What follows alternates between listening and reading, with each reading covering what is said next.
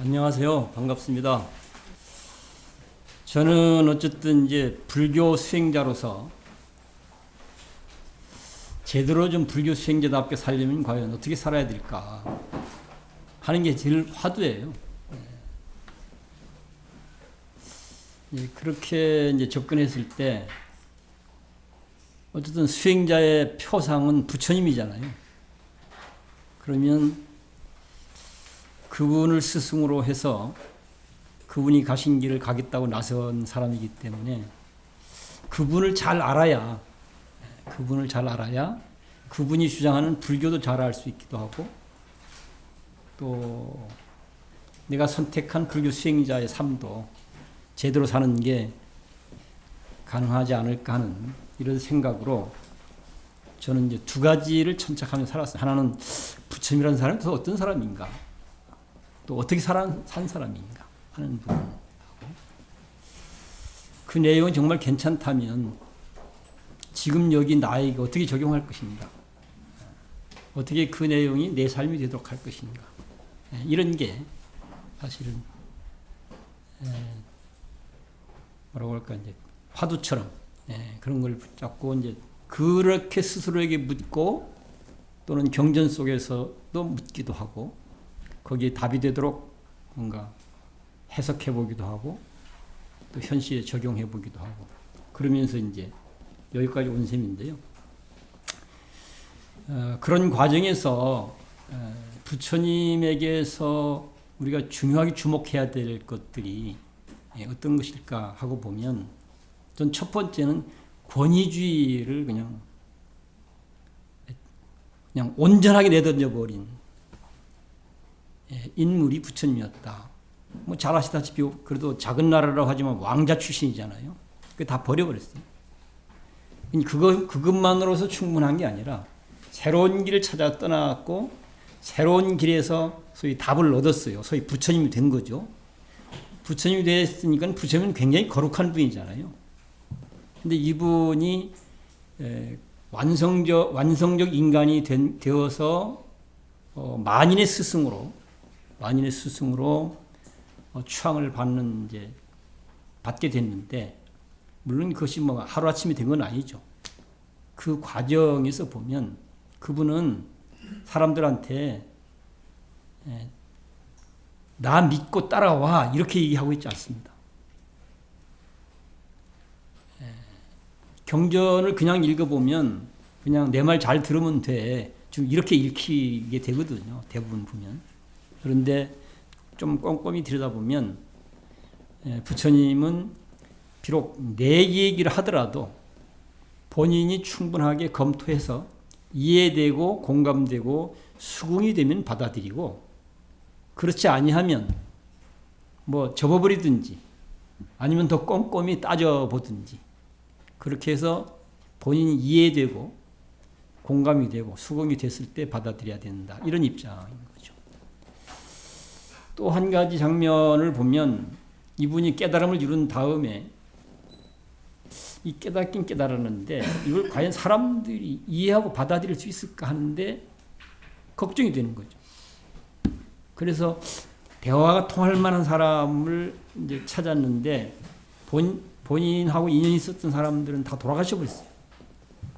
그리고 소문 들으니까 당신을 비난하고 떠났던 옛 동료들이 그래도 얘기해 볼 만하겠다. 그래서 이제 처음에 찾아가서 얘기를 합니다. 그 장면을 보면 저쯤에서 부처님이 걸어오니까 이 같이 수행하다가 이제 변질했다고 이제 비난하고 떠난 거거든요.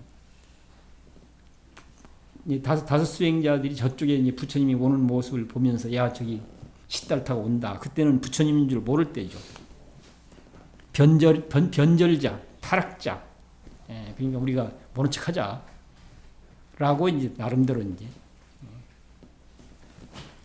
그런 사람도 그냥 소위 이제 불청객이 된 셈이죠. 불청객. 초청받지 않는 손님인 거죠. 그것도 환영하는 손님이 아니라 뭔가 외면하고 싶고 또는 뭐 무시하고 싶고 대단히 못마땅하게 생각하는 손님. 그러니까 와서 대화가 잘 안 되는 거죠. 그래서 가갖고 사정사정 하는 거예요. 내 얘기 좀 들어봐. 내 얘기 좀 들어봐. 그러게. 첫 장면이 그렇습니다. 첫 장. 거기 어떤 권위도 없습니다. 어떤 권위도. 저는 부처님에게서 우리가 봐야 될 부분은 어떤 권위도 다 내던지고 살았던 분이 그분의 일생이었다라고 생각을 합니다. 그런데 이 불교가 종교가 되면서 온갖 권위들이 만들어지죠. 지금은 뭐 그 권위의 틀이 그야말로 히말라야만큼이나 높죠. 그러나 지금 현대 사회는 정말로 이제 권위주의를 다 해체하자 하는 게 시대 정신이지 않습니까? 시대 정신. 이제 이렇게 보면 2600년 전에 부처님이 모든 권위주의를 내던지고 대중과 직접 만났다는 이 사실은 21세기 지금 시대 정신으로 보면 너무나 잘 맞아떨어지는 거예요. 너무나. 그런데도 불구하고 2600년 동안 쌓인 그런 권위의 틀들 때문에 불교가 대중과 만나는 게 굉장히 어려운 현실이 되어 있죠. 이런 것들이. 불교를 해보면 복잡하고 어려워요. 어떻습니까? 내용이 진짜 그렇게 어려운 것일까? 내용이 진짜 그렇게 어려운 것일까? 그렇게 복잡한 것일까? 부처님처럼 6년 고행이나 해야만 가능한 일일까? 6년 고행 해야만 가능한 일은 보통 사람 하기는 어려운 거잖아요. 그런데 그분은 어떻게 이해하고 있냐면 나의 가르침은, 나의 진리는 함께 대화를 나눌 경우 말을 못 알아듣는 사람은 빼고 말을 알아들을 수 있는 사람이라면 바로 이해된다. 바로 실현된다. 바로 경험된다. 바로 증명된다. 이런 것이 나의 진리고 나의 가르침이다. 이렇게 얘기하고 있습니다. 지금 이 자리에 제 얘기 못 알아듣는 분 안 계시죠? 계시면 나가시는 게 좋습니다. 이건 복잡하지 않다는 얘기 않습니까? 예.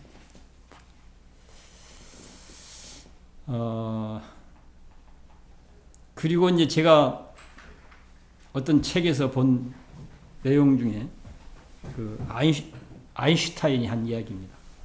아인슈타인이 그런 얘기를 했더라고요. 과학이 없는 종교는 위험하다. 또 종교가 없는 과학도 위험하다. 그리고 미래는 과학과 종교가 함께 가야 된다. 이렇게 얘기를 하고 있더라고요. 더 나아가서는 이제 우주 얘기를 하고 있더라고요. 우주적 관점에서 삶을 바라보고 다뤄야 된다. 이런 얘기를 하고. 저는 부처님 가르침을 꼼꼼히 들여다보면 이 아인슈타인이 한 얘기하고 연결시켜서 생각을 해보면 부처님은 그 시대에 종교인이긴 한데 어떤 종교인인가? 과학적인 종교인이었다 이런 생각입니다. 과학적인 종교인. 아인슈타인식 표현하면 과학과 종교가 함께 가야 된다라고 했는데 그분은 종교인인데 과학적으로 종교를 다뤘던 인물이었다. 그러니까 바로 함께 대화를 나누면 바로 이해된다, 실현된다, 경험된다, 검증된다 이런 얘기가 가능해지는 거죠. 그런 것들이. 저는 이런 불교가 돼야 된다고 저는 생각을 합니다. 그런 불교가 돼야 된다고 생각을 해서 어쨌든 그런 불교가 가능하도록 좀 내용들을 천착해보자 하고 이제 그 답을 찾고 만들어가는 입장에서 살아오고 있는데요. 오늘 나눈 자료는 이 내용에 모든 불교가 다 들어있습니다. 뭐 초기불교, 북화불교, 대승불교, 선불교, 현대불교 모든 불교가 다 들어있고 그 한마디를 제대로 우리가 제대로 파악하고 이해하고 그걸 삶으로 살아내면 그게 누구일까? 그걸 제대로 파악하고 제대로 이해하고 제대로 삶으로 살아낸 사람을 우리는 부처라고 얘기하는 거죠. 완성자 부처 이런 거죠.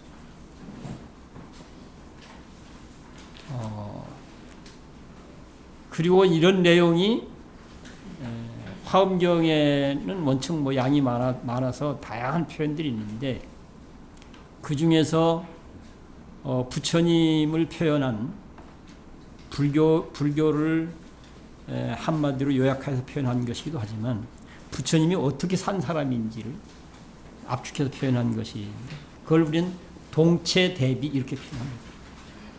동체대비.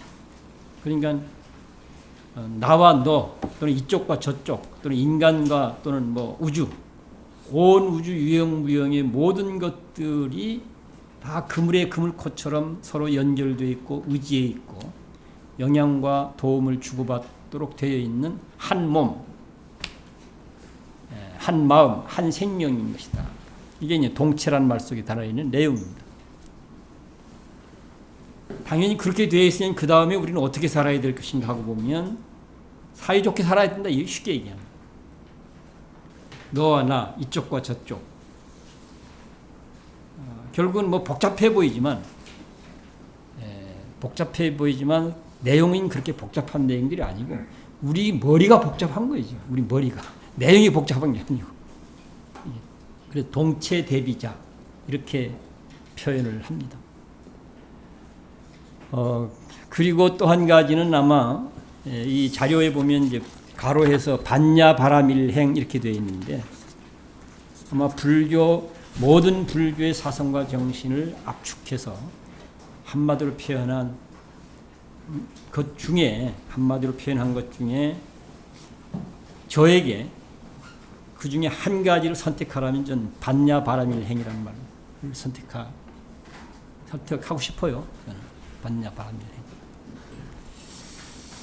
이 중도로본 본래 붓다와 동체 대비 이렇게 되어 있는데 사실은 반야바라밀이라는 말에 담겨 있는 내용을 한국 불교인들의 정서에 좀 익숙한 정서에 자연스럽게 닿을 수 있도록 하기 위해서 한국 불교식 언어로 표현한 겁니다. 중도로본 본래 부처와 동체 대비라고 하는 거거든요. 저는 이 한마디에 모든 불교가 다 들어있다. 이렇게 생각을 하고 그 내용이 뭐냐, 어떤 것이냐 해서 이제 뒤에 이제 하나는 앞에 그림이 있고요. 뒤에는 말로 설명한 게 있는데요. 그림 설명을 좀 하고 가겠습니다. 설명문 보면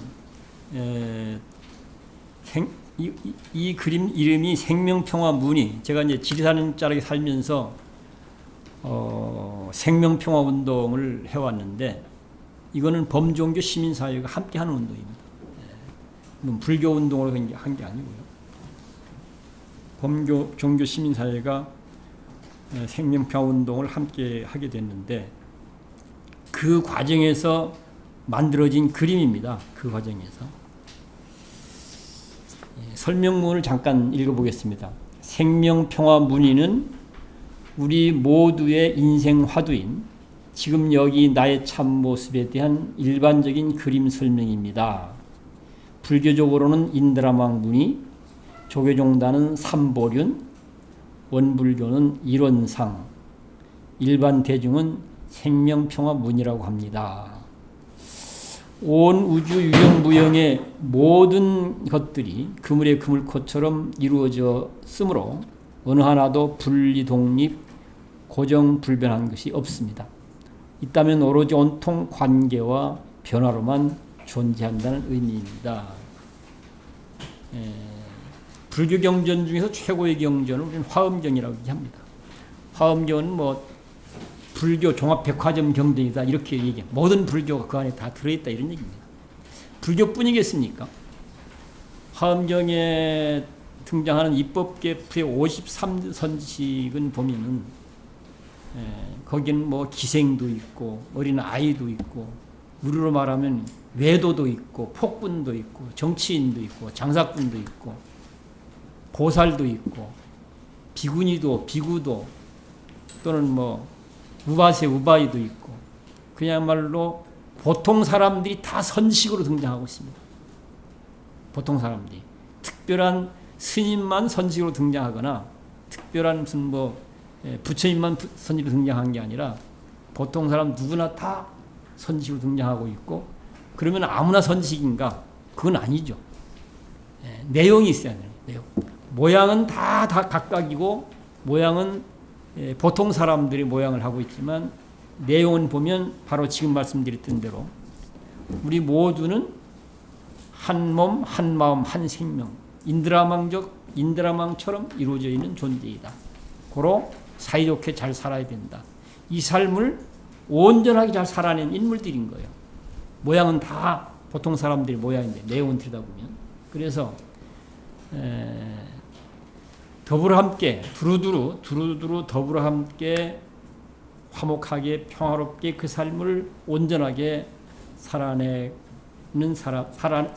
사람을 선식이라는 말로 표현을 하고 있는 거예요. 이런 걸로 보면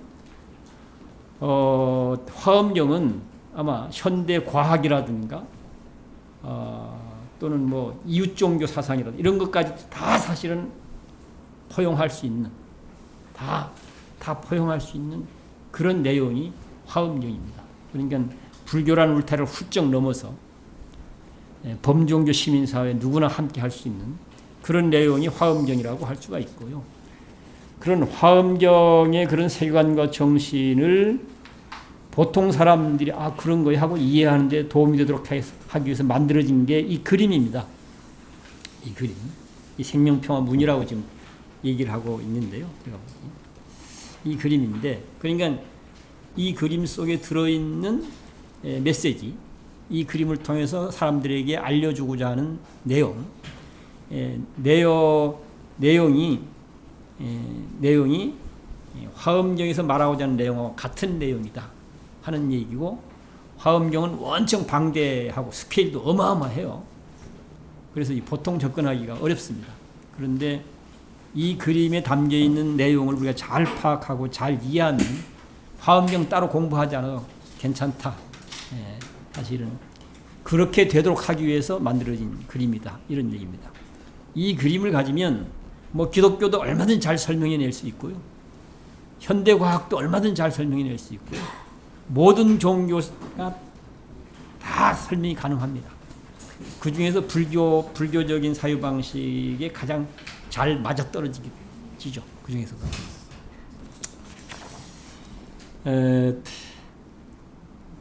사실은 살아보면 다 아시지 않습니까? 살아보면 우리는 두 개의 질문에 늘 부닥치게 됩니다.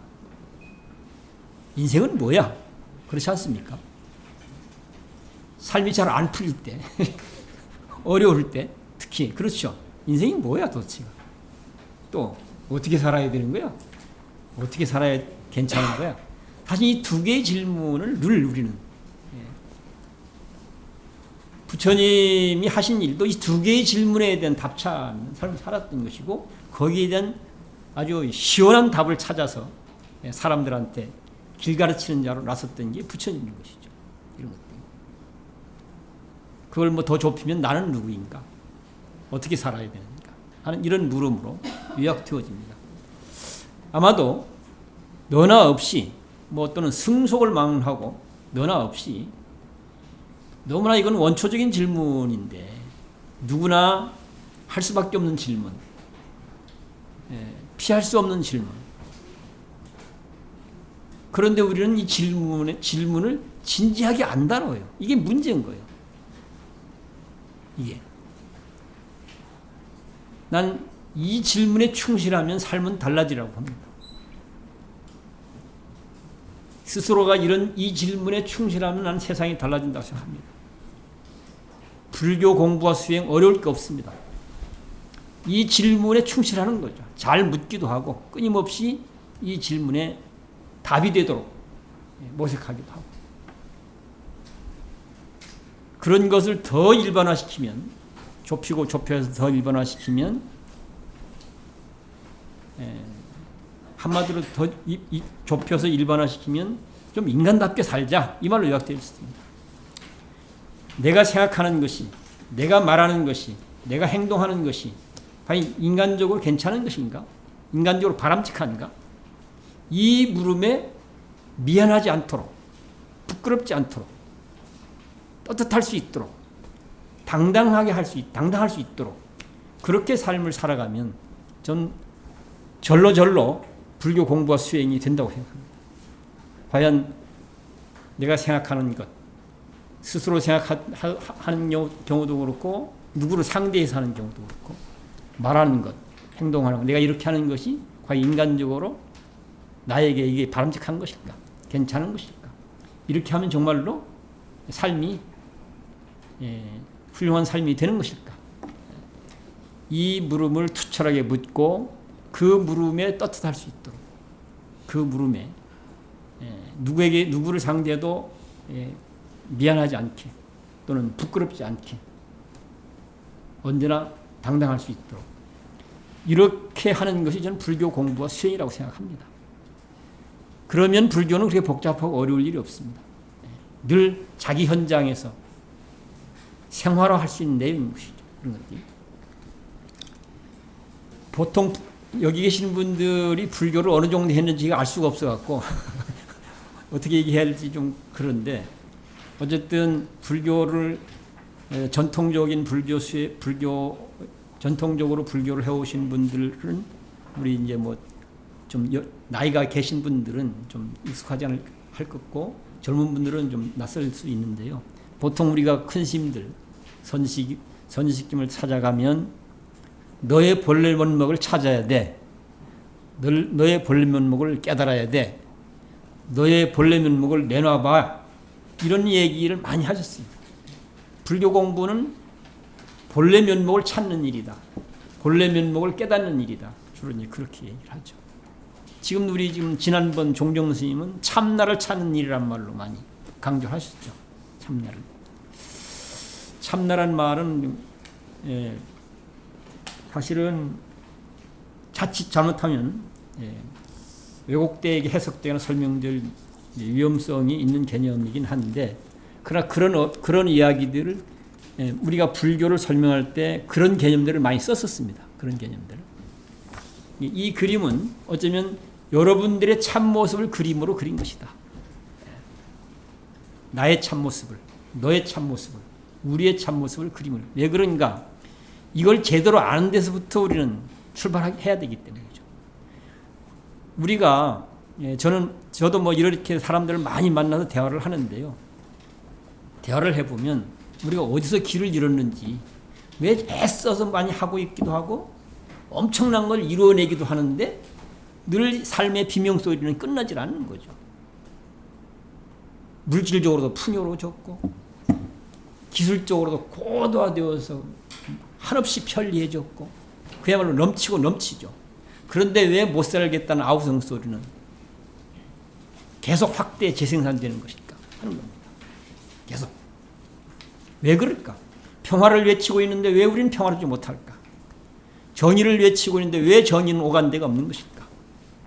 행복을 갈망하고 있는데 왜 행복하고는 관계없는 삶이 계속되는 것일까? 하는 물음입니다. 왜? 그런 물음으로 천착해보면 어디서 우리가 길을 잃었는가? 첫 번째, 이건 너나 없이 마찬가지입니다. 진보, 보수, 망라에서 공통적입니다. 이건. 유식, 무식, 자본과 노동자 관계없습니다. 첫 번째, 자기 자신의 참모습에 대해서 우리는 너무 무지하다. 이런 얘기입니다. 사람들은 다른 건 모르는 거 없어요. 너무나 박학다식하죠. 거의 뭐 전지전능하다고 할 정도로 박학다식한 게 현대인들입니다. 그런데 자기 자신을 제대로 알고 있는가 하고 물어보면 할 말이 없죠. 왜? 별로 관심도 없었고 관심이 없으니까 제대로 탐구할 택도 없고 탐구하지 않으니까 당연히 잘 모를 수밖에 없죠. 하나는 자기 자신에 대한 무지. 이게 핵심입니다. 부처님은 자기 자신에 대한 무지에서 자기 자신을 참되게 알았던 분인 거죠. 이걸 깨달음이라고 얘기합니다. 여기서부터 우리는 길을 잃기 시작하는 거죠. 두 번째는 뭘까? 두 번째는 자기 자신을 다루는 실력이 없어요. 자기 자신에 대해서는 무식하고 자기 자신에 대해서는 능력이 없어. 자기 자신을 다루는 능력이. 무식과 무능력으로 요약이 되어집니다. 아까 말씀드렸던 그런 물음을 갖고 좁혀 들어와 보면 자기 자신에서 무지하다, 자기 자신에서 무능력하다. 이 그림은 바로 이런 부분에 착안을 해서 이런 부분에 대한 눈뜸. 지금 여기 이 그림으로 보면 제일 밑에 게 사람이죠. 써놨으니까 설명을 안 하겠습니다. 보면 다 알긴. 사람, 자기 자신에게서 가장 멀리 떨어져 있는 게 태양이죠. 그렇죠? 우리 시각적으로 봤을 때.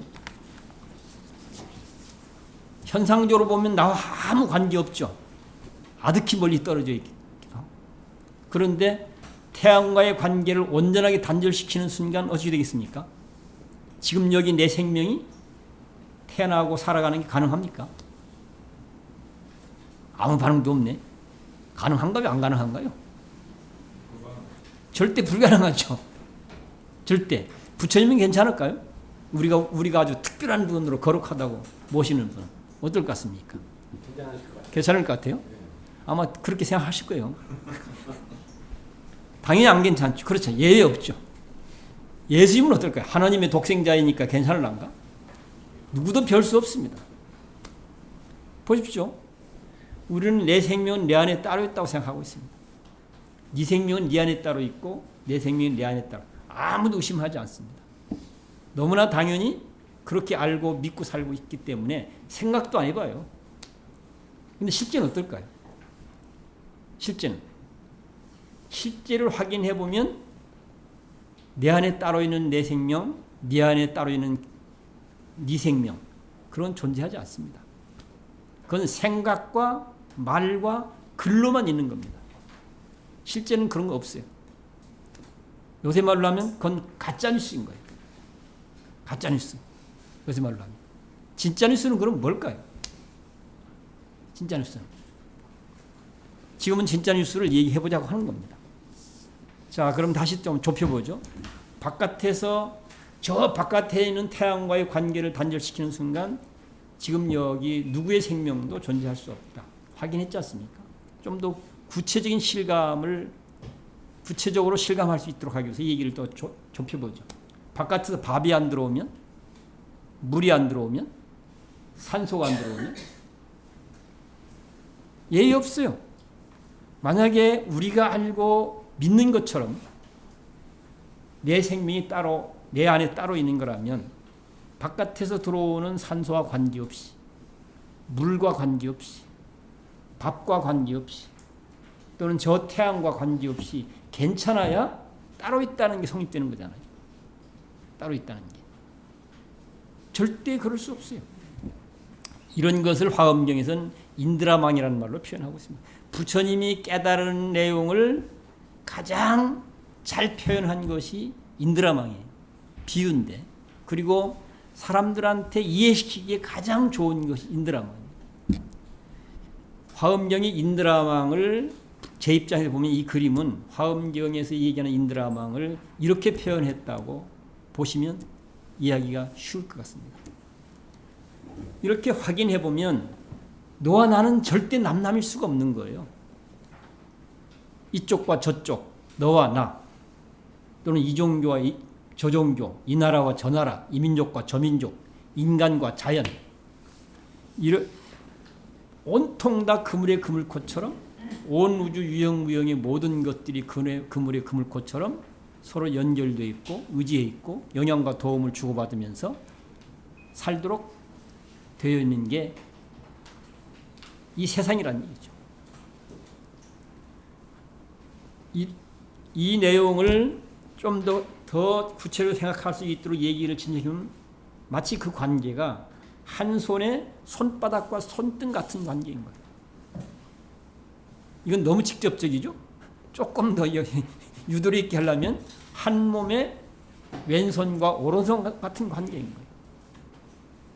또는 한 몸의 머리와 발 같은 관계인 거죠. 어떻습니까? 이거 따로따로 띄워놓으면 뭐가 되겠습니까? 서로 사이에 안 좋으면 어떻게 되겠습니까? 사이에 안 좋으면 뭐가 정상적으로 될 수가 없죠. 삶 자체가 정상될 수가 없습니다. 이런 것을 우리는 굳이 경전에서는 그걸 동체란 말로 표현하고 있습니다. 한 몸 이런 말로. 그걸 더 우리는 풀어서 좀 더 구체화시킨 개념이 한 몸, 한 마음, 한 생명 이렇게 표현하고 있습니다. 한 몸, 한 마음, 한 생명. 동체란 말을. 그러니까 어떻게 돼요? 내가 곧 너고 너가 곧 나다. 내가 곧 우주고 우주가 곧 그대로 나다. 이렇게 얘기가 됩니다. 이런 내용을 천상천하 유아독존 이렇게 표현하기도 하고 본래 부처 이런 표현도 쓰기도 하고 그랬던 겁니다. 그러니까 그 다음엔 그럼 그래 지금 여기 나라고 하는 존재가 이렇게 한 몸, 한 마음, 한 생명이라면 그 다음 우리는 어떻게 살아야 할 것인가 하는 거죠. 거기에 대한 경전적 답은 아까 이제 대자, 대비 뭐 종교적 언어로 하면 자비, 사랑 이런 말로 표현되어지죠. 종교적 언어로 하면 더 일반화시키면 두루두루 잘 어울려 살아야 된다. 이렇게 그걸 이제 사랑이다, 또 자비다 이런 개념을 쓰고 있는 거예요. 두루두루 잘 어울려 사는 거예요. 두루두루 잘 어울려 살려면 어떻게 해야 되겠습니까? 너무나 뻔한 얘기들인 거예요, 사실은. 상대를 인정해야 되는 거죠. 상대를 인정도 하고 존중도 하고 배려도 하고 서로 돕기도 하고 나누기도 하고 이런 내용을 자비란 말로 표현하고 있는 겁니다. 또는 사랑이라는 말로 표현하고 있는 겁니다. 상대를 인정하고 상대의 존재 가치를 인정하고 존중하고 배려하고 또 서로 돕기도 하고 나누기도 하고 나는 너에게 너는 나에게 우리는 보통 인간에 대해서 우리를 지배하고 있는 사고방식을 압축해보면 한 서너 가지로 요약되는데 하나는 인간은 신에 의해서 창조된 존재야. 신의 피조물. 그러니까 늘 신의 뜻에 따라서 살 수밖에 없어. 내 마음대로 하면 절대 안 되죠. 그 다음 또 하나는 뭘까요? 인간은 정해진 운명이 있어. 팔자가 있어. 팔자대로 살 수밖에 없어. 어쩔 수 없어. 이런 사고방식이죠. 불교적으로 오면 또 어떤 얘기일까요? 전생에 죄업대로 살 수밖에 없어. 전생에 죄가 많아서 그렇게 되는 거예요. 어쩔 수 없어. 이런 사고방식에 우린 지배를 받고 있습니다. 과거에 비해서는 많이 깨지긴 했지만 여전히 그래도 그런 지배를 받고 있습니다. 우리 불교로만 좁혀보더라도 어떠세요? 전생 죄의 얘기를 안 하십니까? 하죠. 그러니까 현실적으로 어려우면 내가 전생의 죄 때문에 그런가 봐 하서 우린 죄의식의 지배를 받게 됩니다. 때에 따라서는 운명론을 탓하기도 얘기도 하기도 하고요. 그런데 전생의 죄를 해결해야만 우리가 새로운 미래를 열어갈 수 있다고들 얘기들 하고 있는데 그 전생 시작이 어디예요?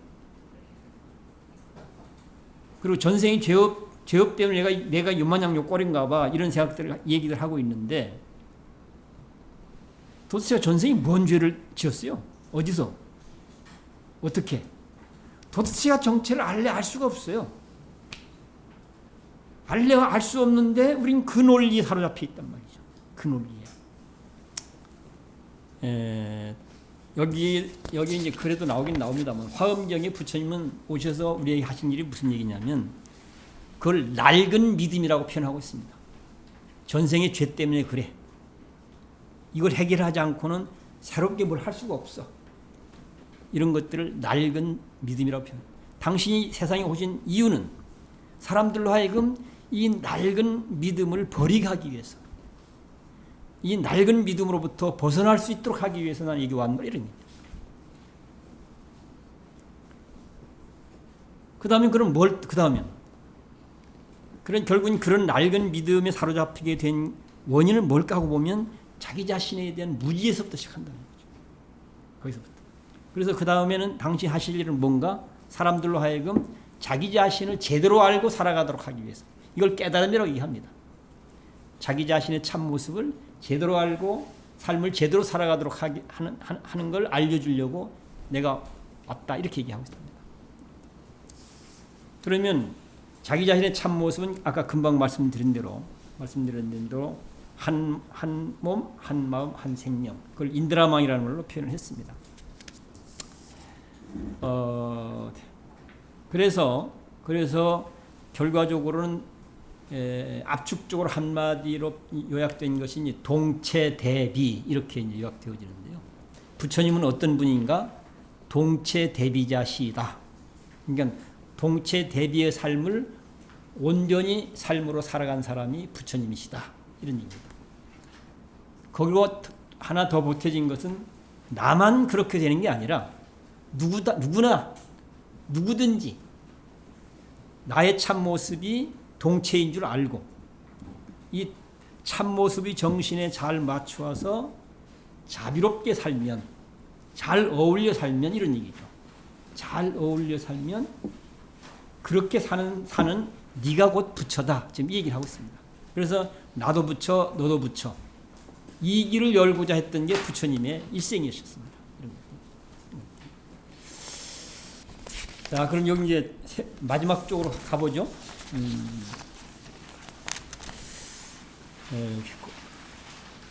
본래 붓다인 나는 자연과 사람을 따뜻하게 맞아야 말하고 행동하겠습니다. 평등하게 맞아야 말하고 행동하겠습니다. 정의롭게 맞아야 말하고 행동하겠습니다. 그리하여 지금 당장 따뜻하고 평등하고 정의로운 사람 되어 함께 행복한 사람 붓다로 살겠습니다.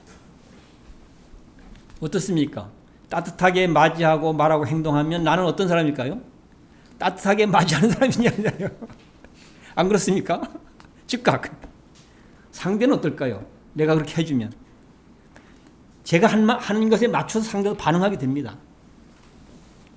이거는 이제 서로 사이가 막 안 좋은데 갑자기 누군가 사이좋게 하려고 하면 좀 멋쩍어서 금방 반응이 잘 안 되긴 하지만 진정성 있게 지극하게 꾸준하게 하면 그건 반드시 반응이 오겠습니다. 바로 이런 진리를 우리는 속담으로 격언으로 뭐라고 합니까? 가는 말이 고우면 오는 말이 곱다. 안 그렇습니까? 이거 바로 행동하는 대로 된다 지금 얘기를 하고 있는 겁니다. 행동하는 대로 즉각.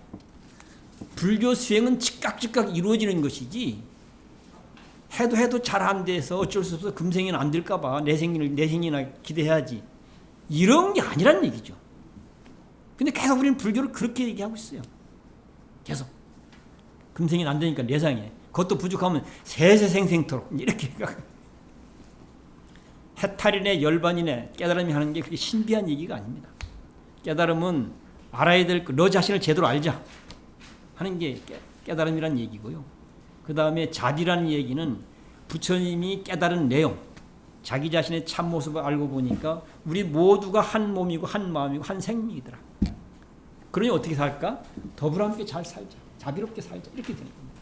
그래서 안 내용을 온전히 사는 것을 우리는 이제 자비라는 말로 표현하고 있는 것이고 아까 말씀드렸던 반야 바라밀행이라는 말로 표현하고 있는 겁니다. 반야라고 하는 것은 알아야 될 걸 참되게 안다는 얘기인 것이고요. 바라밀이라고 하는 것은 안 내용을 온전하게 생활한다 이런 얘기입니다. 반야 바라밀. 자기 자신의 참모습을 제대로 안다 이게 반야에 해당이 되는 것이고 그 내용을 온전히 삶으로 살자 그게 바라밀인 거죠. 이게 불교의 전부예요.